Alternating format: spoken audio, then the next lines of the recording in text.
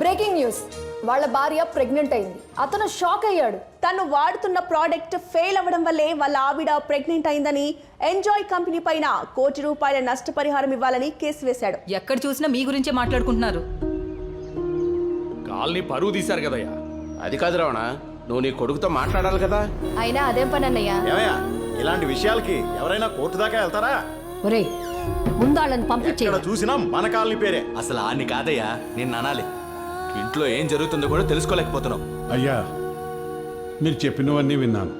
ఇంకా బయలుదేరండి. అదిగో వచ్చాడు, పెద్ద వ్యవహారం వెలగబెట్టేవాళ్ళగా. పదరా. అసలు బుద్ధి ఉందారా? ఇలా ఎవరన్నా చేస్తారా? ఇన్నాళ్ళు నా నిర్ణయాల గురించి ఎగతాళి చేశావు. ఇప్పుడు నువ్వు చేసిందేంటి? మా గురించి సరేరా, ఆ అమ్మాయి గురించి ఒక్కసారన్నా ఆలోచించావా?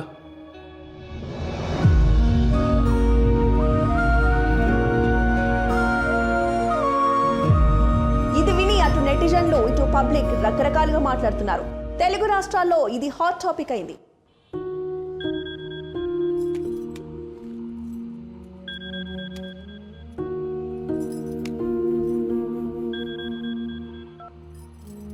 గుడ్డిగా నమ్మావు కదా, ఇప్పటికైనా అర్థమైందా?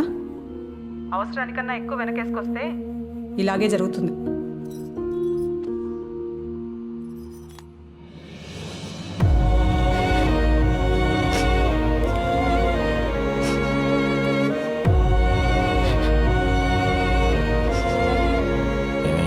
అది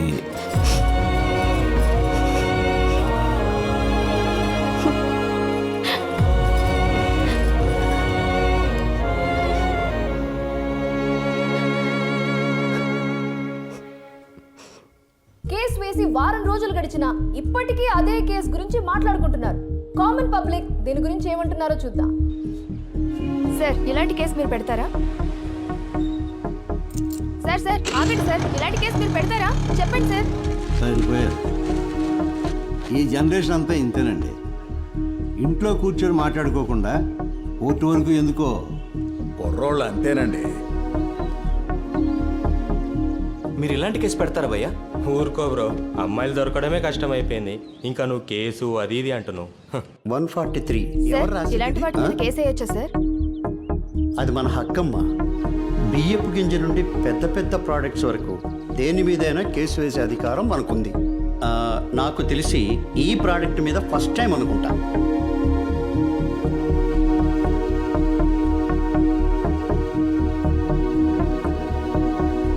ఈ పాయింట్ చాలు, లాక్ చేస్తా.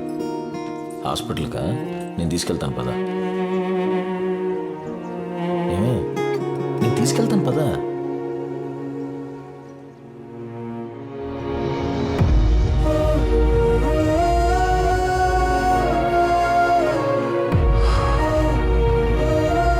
నేను వెళ్తాను.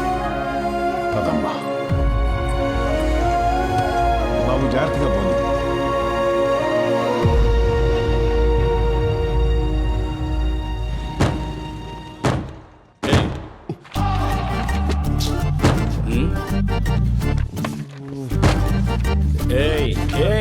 ఏం చేస్తున్నావయ్యా? కేసు గురించి బుక్స్ లో ఉందేమో చూస్తున్నాను సార్. మై లార్డ్, కేసు గురించి అందులో ఎందుకుంటుంది? అందులో ఉన్న పాయింట్స్ ని బట్టి కేసు డీల్ చేయాలి. ఓ, అయితే కొత్త బుక్స్ తెచ్చుకోవాలన్నమాట. ధనలక్ష్మి బుక్ డిపోకి వెళ్ళు, బోల్డ్ బుక్స్ ఉంటే. Start proceedings. మా ప్రోడక్ట్ వాడారని గ్యారంటీ ఏంటి? హలో, నిన్నే మా ప్రోడక్టే వాడారని గ్యారంటీ ఏంటి అని అడుగుతున్నాను. That's a good question. You have a bright future actually. అడుగుతుంది నిన్నే బాబు. ఏమయ్యా, వాడింది మావోడు, అమ్మింది మీ ఓడు, మధ్యలో నన్ను అడతారేంటి? దిస్ ఇస్ హెరాస్మెంట్ తెలుసా? ఎవరు సార్ ఇతను? ఐఎమ్ పత్తి కిషోర్. అయినా మీరేంటండి అన్ని క్వశ్చన్ లాయర్ని అడుగుతారా, క్లయింట్ అడగరా? మీరైనా చెప్తారా?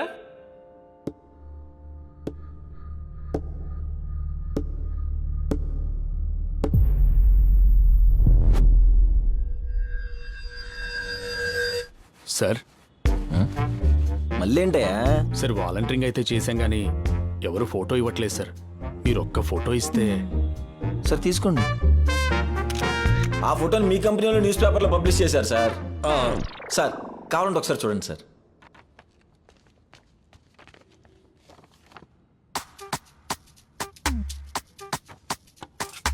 ఏదో రాసేస్తున్నారేంటి? నేను మీ బెస్ట్ కస్టమర్ని సార్, నన్ను నమ్మండి. నాకు మీ ప్రోడక్ట్ తప్ప వేరే ప్రోడక్ట్ తెలియదండి. బెస్ట్ బెస్ట్ అని మాకే పెట్టావుగా. పాయింట్ నెంబర్ 2, అమ్మా ఆన్లైన్లో వీళ్ళ ప్రోడక్ట్ ఎన్నిసార్లు కొన్నానో సార్, కొనిన ప్రతిసారి 5 స్టార్ రేటింగ్ ఇచ్చాను సార్. కావాలంటే బిల్స్ కూడా ఉన్నాయి సార్. నేను మీ బెస్ట్ కస్టమర్ని సార్. పాయింట్ నెంబర్ 3, ఆహా, పాయింట్ నెంబర్ 3యా? లాయరా క్లయింట్ ఇన్ని పాయింట్లు చెప్తాడేంటి? నేను ఇంత కొన్నందుకు గాను వీళ్ళ కంపెనీ వాళ్ళు 25% డిస్కౌంట్ కూపన్స్ కూడా ఇచ్చారు సార్. అబ్బా, డిస్కౌంట్ కూపన్లు కూడా ఇచ్చారేంటే? అవన్నీ మాకు తెలియదు సార్. వాడినట్టు వీడియో చూపించమనండి. వీడియో ఏమయ్యా లాయరు, నీకు బుద్ధుందా? ఎవరన్నా వీడియో అడుగుతారా? అబ్బే, దాన్ని అడల్టరీ అంటారు. ఏదైనా లాజికల్ పాయింట్ ఉంటే అది అడుగు. ఉంటే అడిగేవాడు కదా. మా ప్రోడక్టే వాడారు అని గ్యారంటీ ఏంటి అని అడిగిన కంపెనీ లాయర్, నేను మీ బెస్ట్ కస్టమర్ అని చెప్పి రుజువులతో సహా నిరూపించుకున్న ప్రసాద్. రాను రాను ఈ కేసు మీద ప్రజల్లో ఆసక్తి పెరుగుతోంది.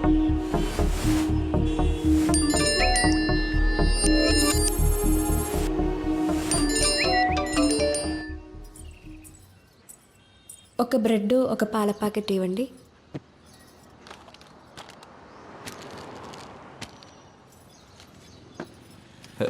అరే రే మేడం, ఒక్క నిమిషం. రే చూసుకునివరా, డేట్ ఎక్స్పైర్ అయిందని అలా ఆయన కేసు పెట్టినా పెడతాడు. ఇదిగోండి మేడం. రే చూసుకోవాలి కదరా.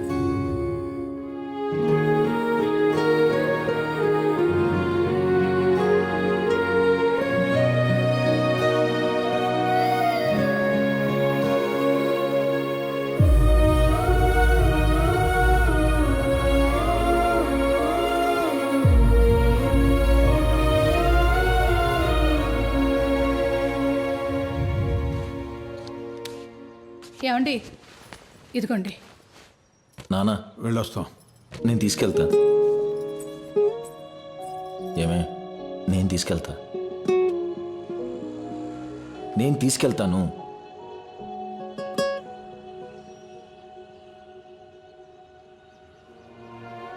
చెప్పు నానా.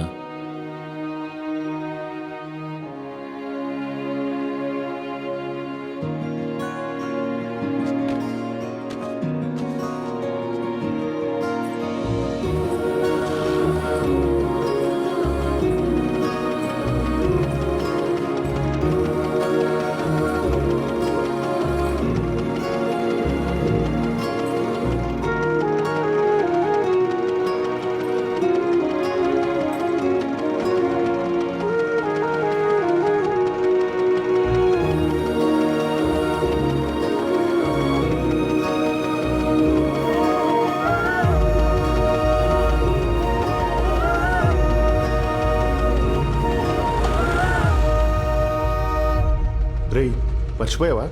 కోర్టులో హీరింగ్ ఉందిరా, పదా.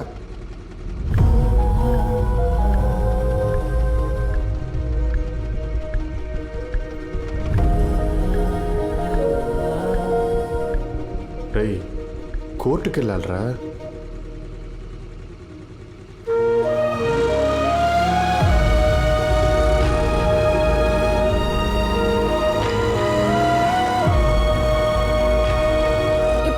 ప్రసాద్ వాదించిన విధానం అందరినీ ఆకట్టుకుంది. హీరింగ్ గురించి కన్స్యూమర్ కోర్టుకి పబ్లిక్ రావడం కూడా మొదలుపెట్టారు. ఈ రోజు 3వ హీరింగ్. ఏమవుతుందో చూద్దాం. అతనేటి? మీకన్నా ముందే వచ్చాను సార్. ఏంటి అవన్నీ చదివేద్దామని? తీవయ్యా చూడు, ఇది లా, అలా రాదు. మొదలు పెడతామా?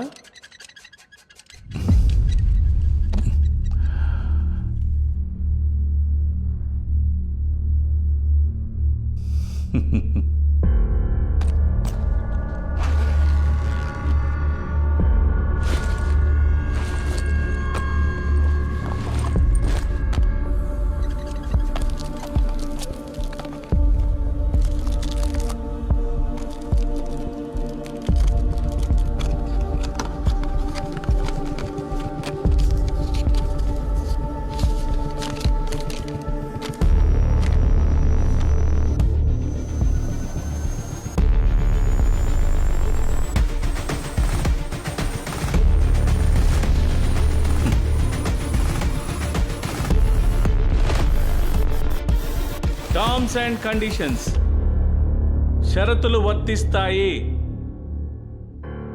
అని మేము చాలా క్లియర్గా మెన్షన్ చేసాం మై లార్డ్.